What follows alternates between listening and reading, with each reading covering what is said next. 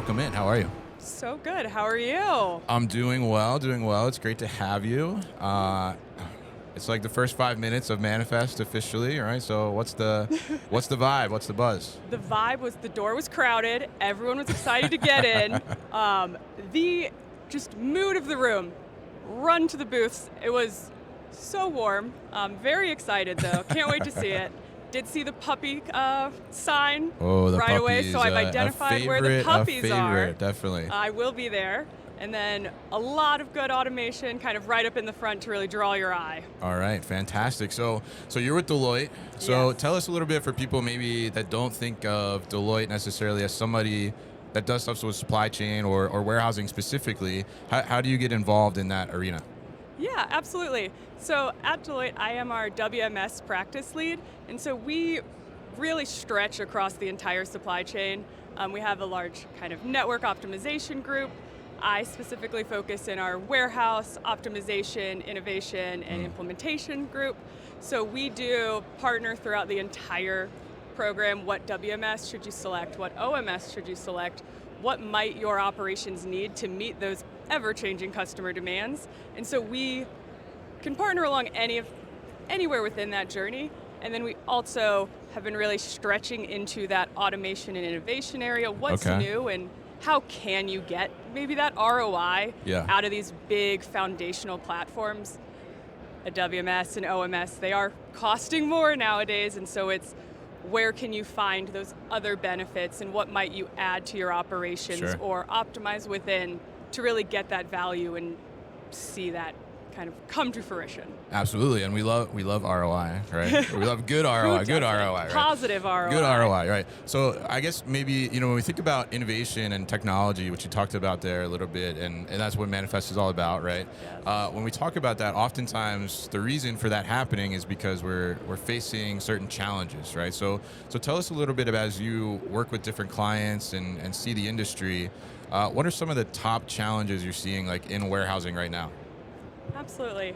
So I think one of the largest challenges, and it's kind of a contradiction, we're really trying to figure out where are we going with it, but is that workforce shortage and where am I finding the skill staff? What do I need to actually meet these demands? And then ever present, that data, how is my data clean enough? How am I using my data?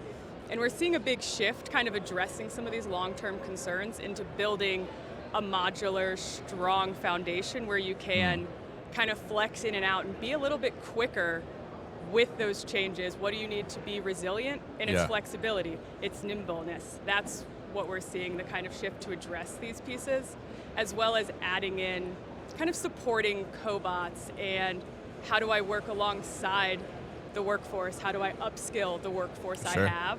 And so it's been a really kind of unique time, I think, over the last 5 years, and we're seeing it maybe solidify a bit more into that foundational model. Interesting. So resilience and flexibility, right? How do we remain flexible? How do we stay resilient? I think, those are certainly buzzwords in the industry, but I think they're absolutely critical factors, right, to being able to develop your business to be strong into the future for whatever may occur, right? Like we saw with 5 years ago, right? The pandemic, like you said, right? So tell us a little bit about, on that front, like what solutions are you seeing are really trying to kind of address that and being successful at creating that flexibility? You mentioned cobots in there. Yeah, absolutely. I think it's kind of two pieces as to where we're meeting people on the journey, and it's that either first the foundational phase of what data structure, what ERP, what WM, what orchestration layer am I picking to provide the most data into my operations, to my planners, to my buyers, so that they can make those decisions. So we're seeing that. And then we're seeing a lot more focus within the four walls to be, how am I unloading more effectively? How can I reduce my scan touches? We're a lot of RFID lately. I work heavily in life sciences, in grocery, so a lot of cold chain tracking and serial numbers, batches. And so we're seeing a lot more embedded within those tags and stickers and systemic validation to save a lot of that manual check time.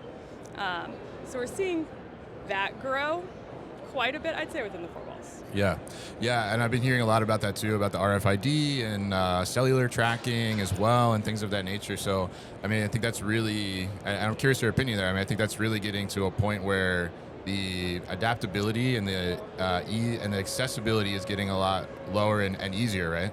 Yes, the buy-in price has gotten quite a bit lower, and what we're seeing is with that kind of RFID, that tracking, it's all focused on how do I make the most of my inventory? How can I reduce the inventory I need to have on hand Sure. while still meeting the needs, saving my space? And so we're seeing a lot more of like the little disposable tags, or it's gone down from dollars to mere pennies per tracker, Yeah. which has been phenomenal to see in the size change. So Yeah, absolutely. So there's a lot of companies that still, haven't kind of gone after automation or more advanced technologies. So how do you advise them to kind of approach that and do it in the right way instead of just taking a guess, right?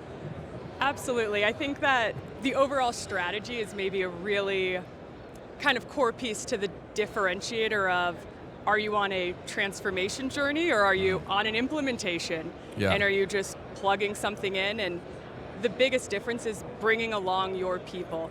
Who do you have? Is your IT partnering with your business? Are you partnering with your operations team?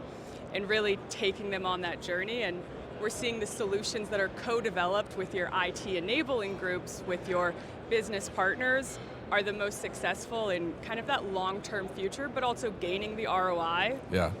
while setting up that framework. Sometimes it's the simplest thing of out on the floor, they're saying, I have this one issue on my unload dock, and it's an easy thing. You think, oh, I'm just gonna add in a little RFID and an auto scanner. Sure. And there's a few more complexities of some trucks are floor load, and so being able to have those conversations and connect the dots, I think, is what takes you from an implementation. Like we might be used to like 10, 15 years ago was Yeah. plug in a big software and move on. Sure. Now it really You make is. it sound so easy. I know, like, it was so easy back then now. Yeah. But no, I think it's just the complexity and the amount of systems it takes to meet the demands and to be that strong, resilient, flexible company. No one pocket or one silo of your organization can really do it. Yeah, interesting. And I love that you kind of differentiated the implementation versus transformation, right? So I'm guessing that kind of stems from people, just as you said, like just plugging things in and then realizing like, oh, that's creating an issue downstream or upstream, and now how are we going to correct that? So how do you, for somebody there, I mean, like, where is the real start of like a digital transformation? Like what lays the foundation? Absolutely. I think the biggest starting point for me is really kind of taking it back to the beginning. What are your use cases? What problems are you trying to solve? And getting that kind of extended stakeholder buy-in, like Yeah. validating, is what I'm seeing matching what you're seeing, and are we feeling like our problem is I've got an outdated legacy system and it's going to expire in a year. Okay, well that's just a fact that our legacy system is going to expire in a year. But what are our pain points within our DC? What are our pain points within our SLAs and our delivery times? Sure. And really taking it one step further. A Yeah. lot of what I used to do maybe 8-10 years ago was expiring legacy systems, and I'm here to plug you into the future.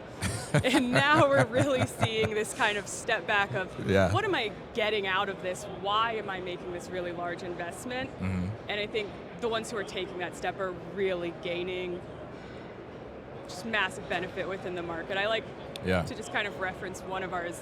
Our last plug and play a few years back was a big WM, and 6 months later they were very unhappy. They were like, we're not seeing wow. any benefits, we're paying all these prices.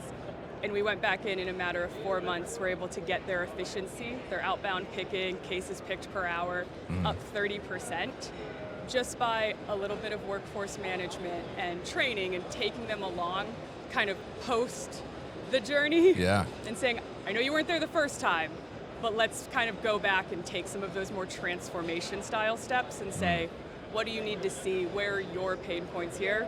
And kind of seeing it come to life for me was a big changing point of me. It's like, Yeah. I don't want to do this again and have to come back. Let's get it right the first time. Absolutely, and we love to get it right the first time, right? Because we don't like disruption, right, in our warehouse operations. So I'm curious here at Manifest, is there any solution particularly that's got your attention you're looking to check out? I don't know if an individual solution, but I'm Yeah. very curious in a lot of the orchestration layers and Okay. seeing how we can tick and tie a lot of these pieces together. Sure. And is it a missing key in that like modular type of network I'm really looking to build? Yeah. So. All right. Fantastic. Well, I'll be looking forward to hearing from you later on what you see that's interesting this week. But thank you so Absolutely. much for coming by and kicking off the morning with us here. Thank you for having me. Hey guys, thank you so much for tuning into today's video here on our YouTube channel, the New Warehouse Podcast, and I appreciate you tuning in. If you liked what you saw, make sure you subscribe to our channel, and if you like this video in particular, make sure you like it as well. And if you want to get this great t-shirt that you see in the video behind me, Warehouses Are Sexy, head to warehousesAreSexy.com and get your own.